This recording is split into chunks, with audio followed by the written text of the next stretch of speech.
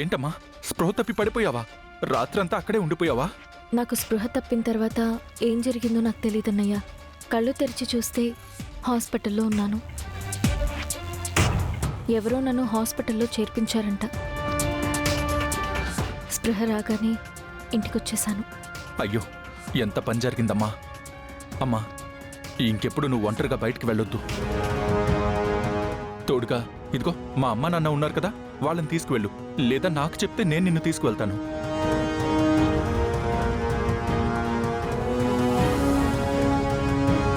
ఏంటమ్మా, ఆ mask man గురించి భయపడుతున్నావా?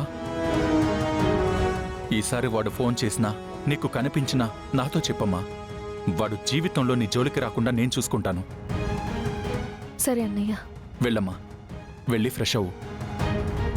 అమ్మా, నువ్వు టిఫిన్ రెడీ చేయి. అలాగే బాబు.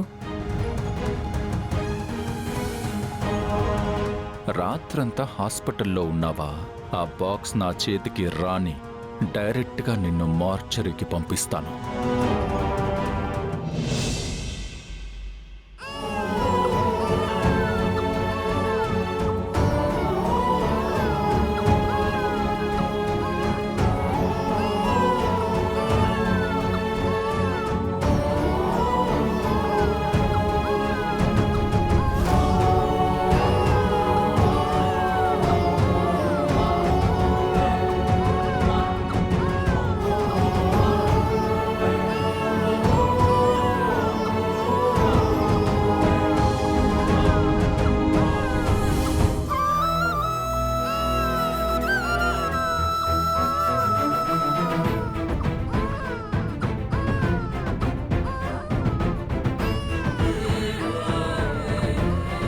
డాక్టర్ ఇచ్చిన సిరప్ వేసినా బాబుకి జ్వరం తగ్గడం లేదేంటి?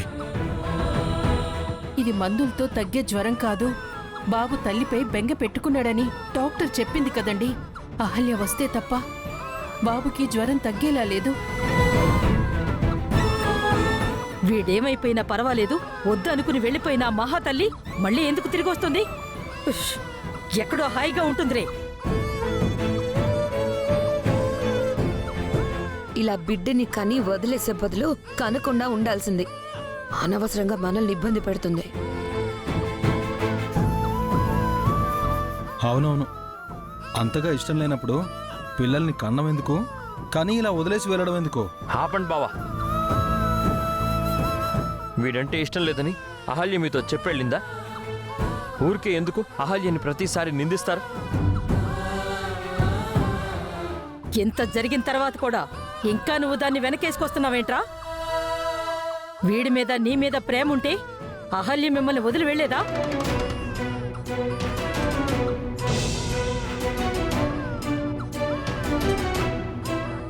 అదిగో అదితి వచ్చింది.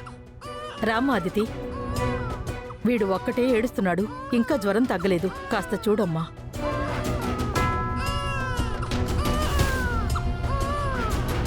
ఏంటి నాన్న, జ్వరం తగ్గలేదా?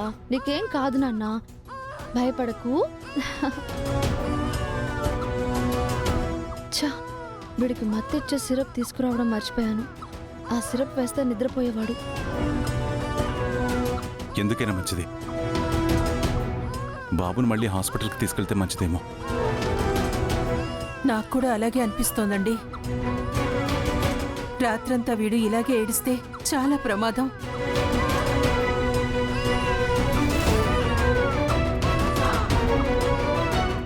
బాబుకొచ్చింది నార్మల్ ఫీవర్ కాదు, దిగులు వల్లే జ్వరం వచ్చింది. చూడు గౌతమ్, ఇప్పుడు బాబుకు కావాల్సింది తల్లి ప్రేమ. తల్లి దగ్గరుంటే బాబుకి ఇలాంటి పరిస్థితి వచ్చుండేదే కాదు. ఎక్కడున్నావు అహల్య? నీకోసం మన బాబు గుక్క పెట్టి ఏడుస్తున్నాడు. నీ మీద బెంగతో జ్వరం తెచ్చుకున్నాడు. ఎక్కడున్నా ఇంటికి రా అహల్య. నాకేం చేయాలో అర్థం కావట్లేదు. నువ్వు వస్తే నేను నా ప్రాణం మిగులుతుంది. బాబు క్షేమంగా ఉంటాడు.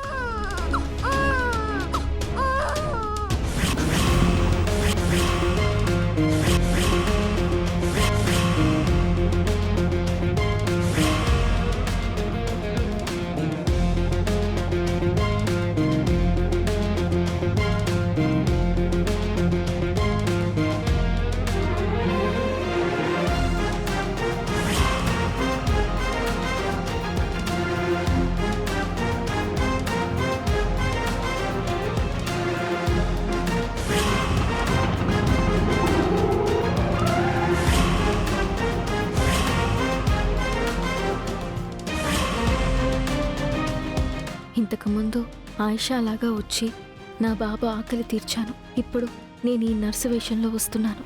నన్నెవరూ గుర్తుపట్టకూడదు దేవుడా. నా బాబు జ్వరం తగ్గే వరకు నేను ఇక్కడే ఉండాలి.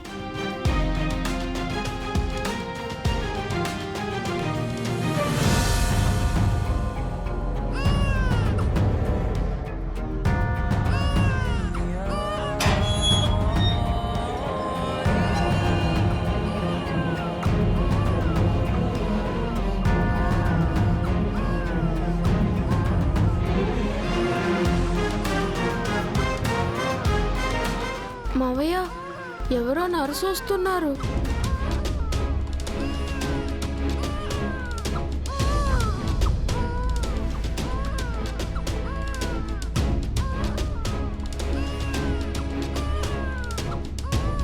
ఎవరండి మీరు?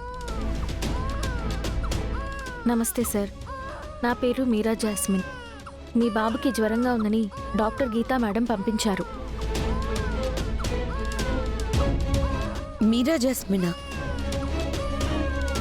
అంటే మీరు కేరళ నర్సా? ఆమా, మాది కొచ్చి. కేరళ వాళ్ళు అయ్యుండి తెలుగు ఇంత స్పష్టంగా ఎలా మాట్లాడుతున్నారు? నేను చాలా రోజులు ఇక్కడ నర్స్గా పనిచేశాను సార్, అందుకే తెలుగు బాగా వచ్చు. బాబుకి జ్వరం తగ్గలేదమ్మా, గుక్క పెట్టి ఏడుస్తున్నాడు.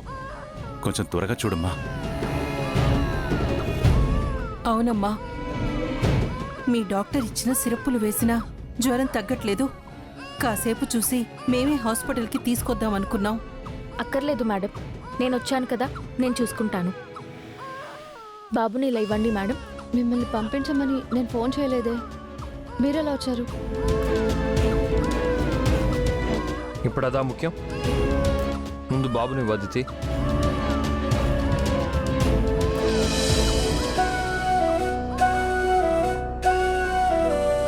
నేను వచ్చేసాను నాన్న, ఇంక నీకేమీ కాదు. నీ జ్వరం తగ్గే వరకు నేను ఇక్కడే ఉంటాను. నేను కాపాడుకుంటాను నాన్న. మీరేమీ కంగారు పడకండి సార్. బాబుకి జ్వరం తగ్గే వరకు నేను ఇక్కడే ఉండి మెడిసిన్స్ ఇస్తూ ఉంటాను. చాలా థ్యాంక్స్ అండి. మేము ఎంత ప్రయత్నించినా బాబుకి ఏమో జ్వరం తగ్గట్లేదు. కాస్త మీరే చూడండి. అలాగేనండి.